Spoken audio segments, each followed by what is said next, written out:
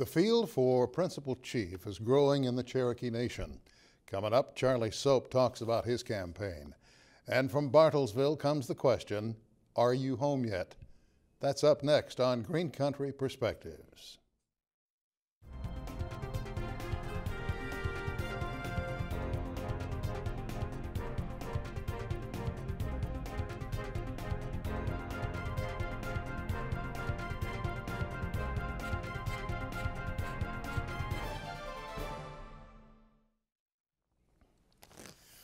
Hello, I'm Sam Jones. What does it take to be number one at anything?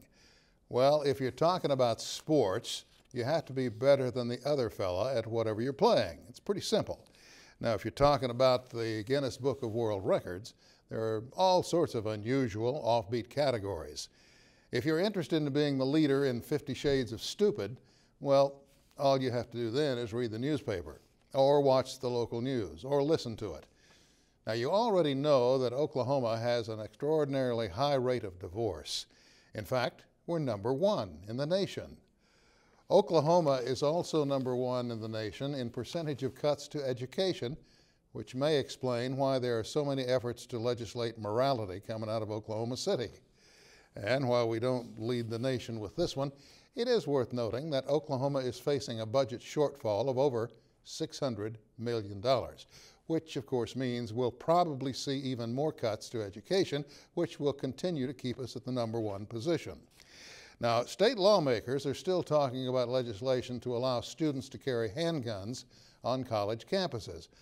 Now, what in the world could possibly go wrong if that passed? Oh, and did you know that poverty in Oklahoma is at a 10-year high? Over 600,000. That's 600,000 live below the poverty line. And while we're on this, what happened to the issue of texting and driving? Did the cell phone lobby win again? We are the only state with a working oil well on the Capitol grounds. I suppose that's a first. And although there are serious problems with the building, we finally got a dome on the state capitol. That's also where you find a statue dedicated to the Ten Commandments. And now wait a minute. Some guy in direct communication with the devil drove over that and destroyed it. But the word is, fixing that problem is a priority, and it's being replaced if it hasn't been already. Yes, sir, there are a number of pressing Oklahoma issues that need serious attention, but we may have taken care of one of them, and that's how to legally and successfully kill somebody without drawing too much national attention, which is already drawing national attention. It seems that Representative Mike Christian, a Republican state lawmaker, authored a bill that would allow the use of nitrogen in a state execution in the event that lethal injection is ruled unconstitutional or if the drugs are not available. Now, by way of explanation, manufacturers opposed to capital punishment have refused to supply those drugs, which should tell lawmakers something. Christian said nitrogen is readily available. In fact, he says you can get it at any welding shop, and he says it's cheap. Christian put his bill together following last year's botched execution of Clayton Lockett, during which a 3-drug protocol was used. Now, you would think that after this 3-drug cocktail, Lockett would have had the decency to pass quickly. Unfortunately, he apparently decided to linger, and it took about 43 minutes for him to die. The nerve! That process was labeled a procedural disaster by an appeals court, and we were in the national spotlight again. Well, Christian's bill made it to the governor's desk, and not surprisingly, the governor signed it into law. And that also made national news because Oklahoma is the first state to approve such a method.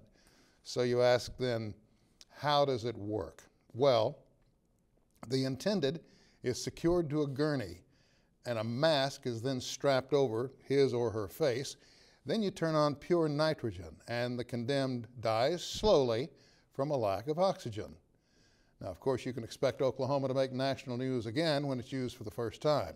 Yes, sir, I gotta say, we really know how to solve problems in Oklahoma and generate public relations, don't we?